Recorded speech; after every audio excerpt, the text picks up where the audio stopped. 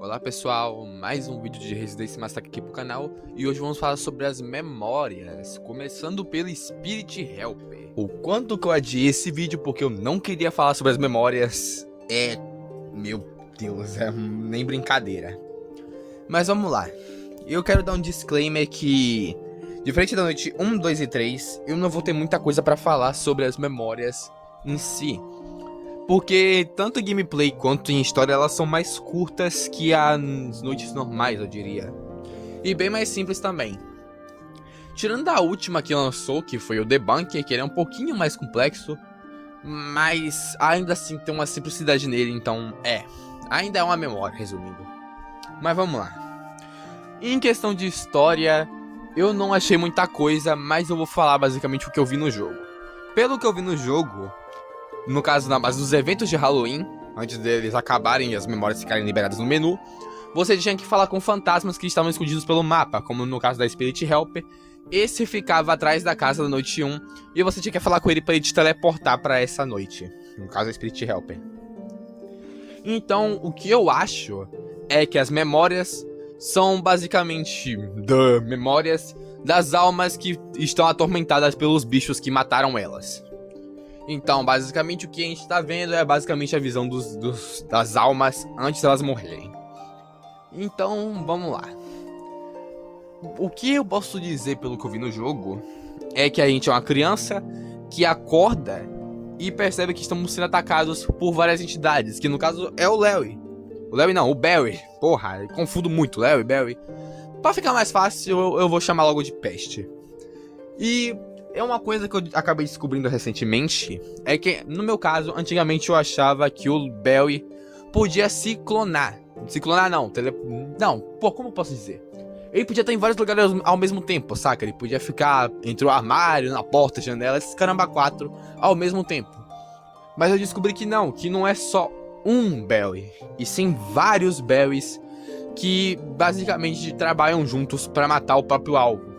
E que se você for infectado por um deles, a chance de você virar uma peste Barry é até que alta. Então, basicamente isso. O Barry não é só um, são vários. Inclusive isso explica porque que ele consegue atacar pelo teto e pelo duto ao mesmo tempo. Então, imagina você tá lá e sua casa ter vários bichos te atacando ao mesmo tempo. É basicamente isso. Agora, em questão de mecânica, elas são simples, mas funcionam muito bem também. Eu posso começar falando sobre a luz, que basicamente é o que mantém sua sanidade, porque sim, nesse jogo a gente tem uma espécie de barra de sanidade, que é o cérebro que fica no canto da tela. Quanto mais vermelho ele fica, mais alto a sua sanidade vai caindo.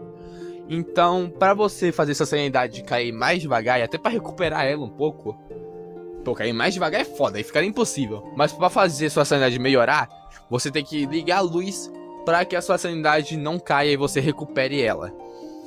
Só que você não pode deixar essa luz ligada por muito tempo, porque senão ela queima e fica um tempo sem poder ser utilizada. Óbvio, ela liga de novo, mas ela fica muito tempo sem poder ser utilizada. Então, provavelmente se ela queimar você vai morrer. Então temos o urso, que no caso ele também recupera sua sanidade. Ele recupera menos que a luz, mas ele ainda recupera um pouco. Então pra você poder ficar com uma boa sanidade, ou pelo menos poder se manter com ela, você tem que ficar alternando entre o urso e a lâmpada. E não é só spamar o urso. Obviamente o urso tem um cooldown, antes que alguém pense que dá pra spamar essa porra de urso. Mas enfim, você tem que ficar alternando entre os dois para que você consiga ter um bom esquema de sanidade. Mas óbvio, não é só isso. Tem umas coisas que vão tentar te atrapalhar, como por exemplo o seu despertador, que de tempos em tempos ele vai ficar tocando, fazendo com que sua sanidade comece a cair mais rápido. Então, para isso não te atrapalhar muito e não te matar, você tem que ficar desligando. A cada 20 ou 30 segundos ele vai ficar ligando de novo. Então você tem que ficar a noite inteira prestando atenção nele para você poder desligar ele. Não só isso, mas também temos a cama, que não é só seu método de defesa, mas também não dá pra ficar acampando nela, porque a sua sanidade cai muito mais rápido se você ficar escondido nela por muito tempo. Então não vá acampar, só se esconda quando o bicho aparecer e é isso aí. E por último temos o armário, que de tempos em tempos ele vai fazer um barulho de arranhão. E esse barulho de arranhado que ele faz na madeira faz com que sua sanidade também caia mais rápido. Mas eu vou chegar nesse armário daqui a pouco. Agora vamos falar das entidades. Vamos começar primeiro pelo do Duto, porque sim, a única entidade que aparece aqui nesse jogo é o Barry, mas ele pode aparecer por vários locais diferentes. Então vamos começar pelo Duto que fica em cima. Esse Duto basicamente tem uma mecânica que se repete para todas as outras. Que no caso, o Barry, ele vai primeiro mostrar uma parte dele, depois vai mostrar um pouco mais da parte dele, e depois vai mostrar o rosto, que aí você tem que se esconder. E em cada uma dessas partes, tirando o armário, tem 3 estágios. Primeiro, você pode só prestar atenção. No segundo, ele dá um aviso que ele tá perto de atacar. E no terceiro, ele tá atacando. E quando ele chega nesse terceiro, você tem que se esconder. Então, vamos lá. No Duto, primeiro ele mostra a mão. Obviamente ele vai fazer um barulho quando chegar, então você já vai saber que ele tá no estágio 1. Depois ele vai mostrar a outra mão dele. E no terceiro estágio, ele pode te enganar. Porque tanto no segundo quanto no terceiro, ele mostra um pouco dos braços. O que muda é que no terceiro ele mostra mais os braços. E se você ligar a luz perto dele, ele vai mostrar a boca dele também. E é nesse terceiro estágio que você tem que se esconder. Para você saber quando ele foi embora ou não, você tem que prestar atenção no som que ele faz, que é um barulho de duto. O barulho é alto. Você vai ouvir o barulho do duto fechando, aí você vai saber que ele foi embora. Agora a porta. É a mesma coisa. Ele vai mostrar a mão, depois a outra. Mas no terceiro ele vai mostrar o rosto dele. Nesse você tem que se esconder, quando ele tá mostrando o rosto. Então você vai lá, se esconde. E para saber se ele foi embora tem 2 jeitos. Um é escutando o som de passos que ele faz quando ele vai embora. E o outro é você tentar levantar a câmera quando você tá se escondendo. Você levanta a câmera, deixa ela um pouquinho pra esquerda ou pra direita, que você vai ver a pontinha da mão dele lá. E aí a mão vai sumir e você vai saber que ele foi embora. Foi mal que a garganta tá um pouco ruim. Vamos lá continuar. É um método um pouco difícil, mas pra isso eu recomendo você jogar com os gráficos baixos, e eu vou falar isso mais tarde também. Então vem a janela. A janela também é a mesma coisa da porta. Ele primeiro vai mostrar a mão, depois a outra mão e depois o rosto. Quando ele mostrar o rosto, você tem que se esconder. E diferente da porta, você consegue ver quando ele foi embora. Na porta também dá, mas é mais difícil. Mas na janela é bem fácil você ver ele na real. Então quando você se esconder, fica olhando pra ele pra saber se ele foi embora ou não. E é isso. E tem um armário também. O armário é um pouco mais complicado. Como eu citei anteriormente, o armário vai fazer um som de arranhado. E aí você tem que fazer uma coisa. Você vai colar no armário, não vai abrir, senão você tem um belo risco de acabar morrendo. E você vai prestar atenção se tem um som de respiração nesse armário. Eu vou tentar procurar para ver se eu consigo achar esse som dele respirando no armário. Mas talvez eu não ache, porque da primeira vez eu procurei e não achei, e talvez eu não ache de novo. Então, vocês vão ter que escutar se eu não conseguir encontrar. Mas basicamente, se tiver barulho de respiração, você tem que se esconder para fazer o som parar e você recuperar sua sanidade de novo. Mas se você colou no armário, tá ouvindo um arranhado, mas não tá ouvindo a respiração, você pode abrir que é só uma alucinação. E é isso. Acabamos as mecânicas da noite normal. Porque sim, normal. Porque tem a Blood Moon. E a Blood Moon muda umas coisinhas que são essenciais pra essa noite. Pra começar, eu vou aproveitar que eu tô na Blood Moon e vou falar sobre o visual. Perceba que eu não falei sobre o visual da noite padrão, porque é o que eu já falei antes. Os gráficos é bonito, tem coisa de sombra e blá blá blá. Vocês já ouviram isso nas 3 análises anteriores. Mas nessa aqui, na Blood Moon da Spirit Helper, com o gráfico no 1, você vai perceber que ela tá bem diferente. As paredes agora têm veias e são vermelhas, óbvio, como se fosse carne, e o chão também. Se você botar o gráfico no máximo, você vai perceber que o chão é o cérebro. E as paredes também são parte desse cérebro, o que mostra que a gente está no consciente dessa criança que a gente está controlando. Basicamente é ela tentando resistir a essa infecção. É uma teoria que eu tenho, mas eu tenho essa teoria que quando os infectados acabam morrendo, quando as pessoas morrem e são infectadas, elas acabam passando por essa espécie de, entre aspas, purgatório. Tanto que, já dando spoiler, esse é o nome da noite do Debunker lá na Blood Moon. E diferente do Spirit Helper, a Blood Moon também tem outro nome que a comunidade deu, que no caso é Spirit Nightmare, que é o nome da conquista lá. Enfim, continuando. Mas, bem, a mudança não é só visual, tem uma nova mecânica adicionada nessa noite que vai te atrapalhar e muito. Em tempos, vai acontecer uma alucinação. Isso começa a partir das 3 da manhã. Que no caso, vai aparecer todos os bichos lá em volta. E basicamente o que significa que você não tem que fazer nada. Você só tem que continuar jogando normalmente. Só que mais pra frente, que no caso é 4 ou 5 da manhã, por aí, elas vão tentar te enganar. Porque o Barry vai começar a se misturar com essas alucinações. Então vamos supor que ele estava na porta e a alucinação começou. Você tem que memorizar em qual parte ele estava para você não ser enganado. É basicamente isso. Fora que com esse efeito, a sua sanidade também cai muito mais rápido que o normal. Nessa noite, no geral, só que a sanidade cai muito mais rápido.